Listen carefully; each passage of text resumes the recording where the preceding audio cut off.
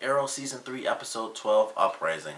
Of course, I love this episode just like the last couple. I feel like ever since we've come back from the mid-season finale, these last couple of episodes have been like their own entire arc within the series, like the missing Oliver arc or something like that, even though he's, of course, been in technically every episode since we've come back.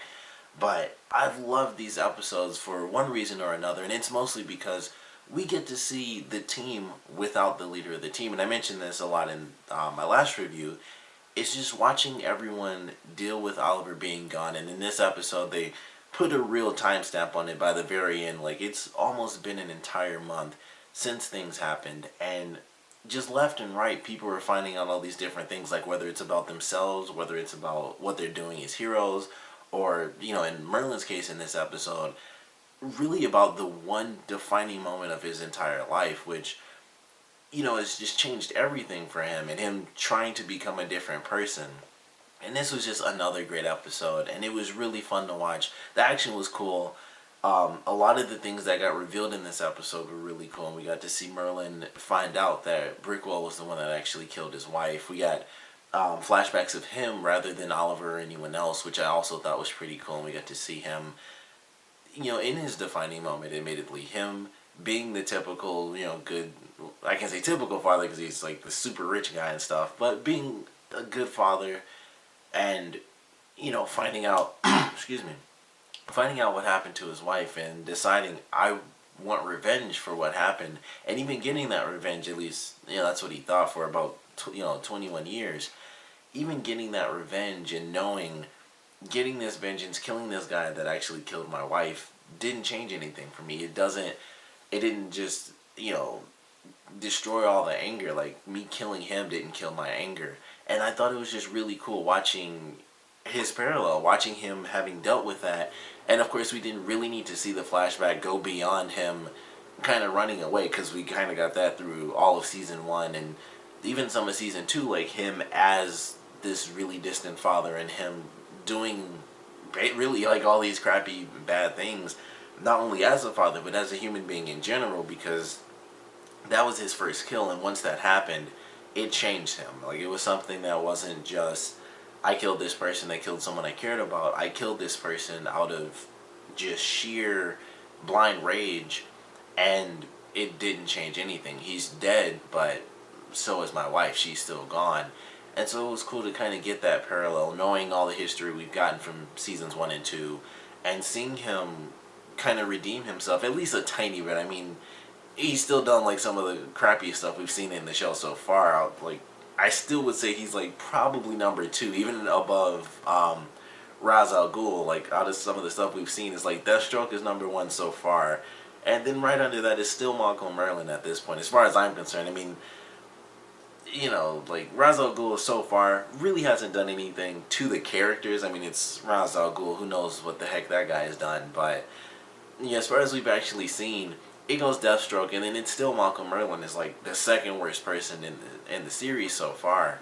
But it's cool to see him as this different character. Like when Thea told Roy like how she was saved by him during the siege, and it kind of gave a bit of a different light to his character, and him even deciding in the very end, like him as Malcolm Merlyn, this guy who's running from the League of Assassins, has killed, I think he said like 503 people. We see this guy actually spare, possibly the most important person he could ever decide to kill or not to kill. And it was really interesting to watch that decision. And of course it took Oliver to do that, because if he wasn't there, then Brickwell would have been decimated. But he was at least convinced. I mean, Malcolm Merlyn being the character we know he is, it still takes a lot of himself to decide whether or not he's going to do something like that. And he chose not to kill this person because he feels Thea is the reason and, the chance for him to be a better person. So I love that. I thought it was a great aspect of his character that we haven't seen before. Like, we've seen him, of course, bonding with Thea and him training her. Of course, he's incredibly nice to her. But this was a whole other level where he totally spared someone else who meant nothing, was a total douche until the very end. Like, I'm not gonna beg for my life. Your wife begged me not to kill her and stuff, and that's why I did it, because she was weak and all this extra stuff, and he still didn't do it. So it was nice getting to see that side of his character, and I don't know what to expect for him throughout the rest of this season and really the series, because like him working with Oliver, which that alone was like a huge part of the episode, which kind of blew my mind, and I can't wait to see just how insane that really gets, and whether or not that kind of, you know, shortens the gap between Merlyn training Thea and, you know, Oliver finding out about that, because obviously Merlyn will be training on this end of the fence and then on the other side as well. So it might sort of close that gap in a little bit, and it might, you know, kind of, that might be the catalyst for Oliver realizing this is why Thea's been so different and stuff. And like, he does kind of know that, sure, but he doesn't know the extent to which it's going. Like, she's been training with him for a long time. She can do way more than he's seen. Like, when he was in the little fight with her and she wasn't like cowering in fear, and she like kind of threw the glass at him and, you know, blocked a couple hits and stuff like that. That's all he's really seen so far. So if he catches a glimpse of her like dual wielding blades and stuff, and she's like spinning around and crap, that's still gonna blow his mind, even though he knows that she has some training and stuff. He doesn't know how deep it's gone. And of course, the stuff with her still not knowing that she is the one that killed Sarah, that's, you know, like he said himself, he has to kill Ra's al Ghul for that to kind of go away. Like, it still won't technically, but in order to get rid of the League basically coming at them and really revealing to Thea what she'd done, he has to train. He has to learn how to be Ra's al Ghul, and I can't wait to see that go down. I don't know if they're... I mean, I have to assume that's going to be the season finale, like some crazy stuff, and then they kind of fight again, and, you know, who knows? That might be the introduction for the Lazarus Pit if Oliver does win, and then they introduce the Lazarus Pit, and, you know, Ra's al Ghul comes back to life. I'd love to see that if that's how it plays out, but, you know, for now we just have training Oliver with Merlyn, and it's going to be really cool. And the saying he said at the end was the same that Katana said to Oliver before he left on the truck. And it made me think, I thought they were going to do the flashback where Katana was the one, and for whatever reason, she was in the League of Assassins, and then, you know, she left for some reason.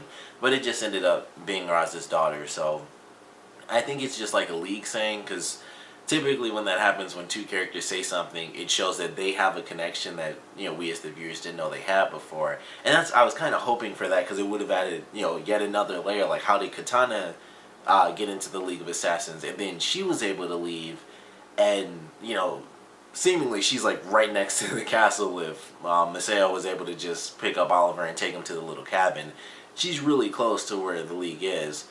But unfortunately, that's not how it played out. I honestly think I would have loved that a lot more, just because it would have added like a whole other, you know, set of questions, and that would have been really cool to see. But it was such a great episode. Like, seeing the Merlyn stuff was really cool. Getting to see the team really come together. I think, yeah, another one of my favorite parts of this episode is that although Oliver did return by the end of this episode, it was the very end of the episode. The city came together itself, or at least a lot of the people within the Glades did. The team worked hard. They were able to, you know, go on and take out Brickwell without even working with Merlyn. He did save Roy and Laurel at that one point in the episode, but they chose not to work with him, or at least most of the team didn't. Roy was outnumbered, but they were able to team up. They gathered people here and there from the Glades that were willing to fight back. Wildcat was super freaking sweet, even though it wasn't like a small portion. When he went up against Brickwell, that was one of my favorite parts as well, because we got to see him just destroy Brickwell, at least for that first part. It sucks that he got beat up after that, and it was just like, you know, it wasn't really skill, it was just, you know, it's Brickwell, so of course it's really more brute strength than skill. And he just kind of hit him into the car and he fell, and then after that it was pretty much he just kept stepping on him every time he tried to get up. So, you know, technically he got beat up, but it was like, really, it was just like that one unfortunate thing, like on my back I fell down and then he just couldn't get up. But it was so cool watching him beat up Brickwell, and whenever he comes back in, it was cool to see him in this episode, because honestly I kind of completely forgot about his character, but it was cool to see him come in here. He got beat up, and, you know, he mentions how Laurel, when she says he's going to be fine, that it's a good thing she's a better fighter than Liar, but he's not going to die, and we'll get him at some point, and I can't wait to see him going full force with the team, and however they end up doing all that stuff with like him and of course Adam coming in with Ray Palmer when he once he gets his suit and all that stuff. But it was really cool to get him in there and see him just like destroy Brickwell for at least like 10 seconds, I think, and he did I don't know how many punches. We didn't get to see all the finesse and skill out of it, but it was really cool to see, and just all the madness and people just fighting. And I mentioned this when I saw the preview. It was just like the season finale of season 2. It's just like everyone's just going at each other, and it's just all out war pretty much. And you just see people fighting here, people fighting there. We got to see Sarah's friend Cindy. It was cool to see her, and she ended up being like a little catalyst for kind of revealing the big secret that Sarah is actually dead. And she, talked to Lance, and it's like, well, that I know that wasn't Sarah. So, what the heck is going on? And that's not going to go over too well once they really, kind of work through things, which probably won't take too long. That might end up happening in the next episode. But that was cool. It was cool to see her too, and her in her fight. And it was really funny when they had the scene that kind of focused on her beating up the one guy. I don't know if anyone else noticed this. Like, she swung up and the guy, did the thing. Like, he basically looked up like he got hit. And then when she swung, I think she swung like to her left. He basically turned the opposite way, and it was just so funny to me. Like, he really kind of fell back and then turned this way instead of turning with the bat. And it stood out so much to me. It was just really funny. I had to rewind that a few times because it just looked so silly. It was like an old TV show or something. Or like a really old movie where it's like, it's either super telegraphed where the punches is like they're just way back here, or it's like it happened in the episode. You go this way and the person's face goes the opposite way. It was just really funny. So I thought I'd kind of point that out. If you missed it and you still have it on DVR or something, you can go ahead and check that out. But I love this episode. It was really cool. It's gonna be great to have the team back together with Oliver. It's also gonna be amazing now that they've had these couple of episodes to work without Oliver and really come together and bond as a team, to see him take over. Really, it's like a whole new team, because losing him, it was like he was really the one who came up with all the plans, like we have to do this. And sure, everyone still did the same roles, like Felicity was still able to help find all the people and say like go this way, go that way. That was all still the same, but it was always Oliver who had the plan, and someone else had to come up with it, which was typically Diggle, and then Roy and Laurel would be like the muscles, and Oliver really was the one who did everything except for find people, which he had to exclusively let Felicity do because he didn't have those skills. So it'll be interesting to see how he comes back into the fold, like, hey, this is what we're gonna do and this is how we're gonna do it. And they've had this experience now without him for nearly a month, where especially with the Glade stuff happening, it kind of ramped up the typical amount of experience they would have if it was just like a normal amount of time. And instead they have like a crazy dictator, like a mini dictator in like an entire district of the city. So it gave them way more experience than they would typically get throughout like any other portion of the series. And then he's gonna come back from being away for so long, and they're a different team now, and they've worked without him. So I can't wait to see how the dynamics kind of shift, and he's able to trust people a little bit more. Like, he doesn't have to be the one who does this or does that, because they worked so well together as a team. And also him working with Sarah, with Laurel, sorry, that's going to be pretty cool too, because he hasn't done that. It's always been Laurel and Roy so far, and then Oliver's going to come in, and it's going to be the three of them out there, and it'll be different. So I'm excited for that. Pretty much everything in this episode I think was great. Him at the end of the episode when he's like, you guys, you did not fail the city, I thought was really cool. When Laurel and Roy said that to Brickwell, when they like kind of split it in half and they said it to him, I also thought that was really freaking cool. The action was all good. The little drops here and there were really sweet. The ending was kind of devastating with Felicity just like completely shutting off Oliver. That was a great scene. And it was just like, when it ended and it just showed like Arrow with the arrowhead, it was like, oh, that was, seriously, the ending was just like, holy crap. I thought there's going to be like another extra scene or something. It was just like, I don't want to be someone, that you love, because all this crap. Everyone gets hurt or lied to and secretly hurt and all this extra stuff, and then it's just done.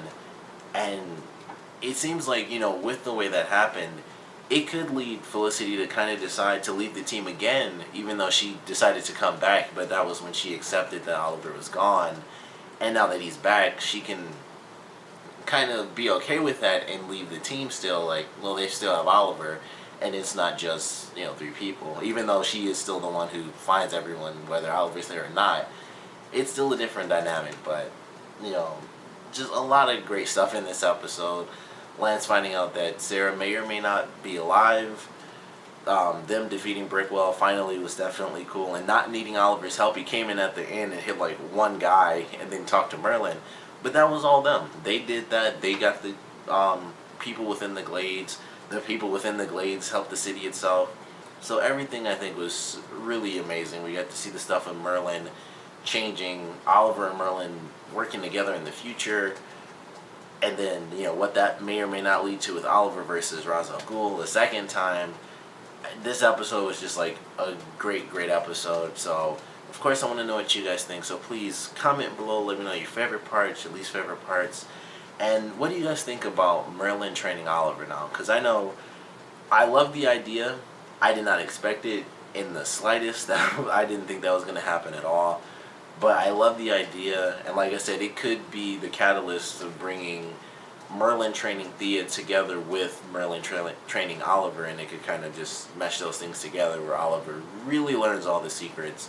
But I'm sure it's going to have an even greater impact with, like, Felicity. That was kind of the driving force for her being really upset, was that he was working with the, like I said, like really the second worst person in the series. So that's how I feel about it. I love the idea. It's going to cause some tension, like way more than just with Felicity. I'm sure at some point everyone else is going to just hit that mark, like, Merlyn did this, and it'll just click, like, this might not be the greatest thing ever.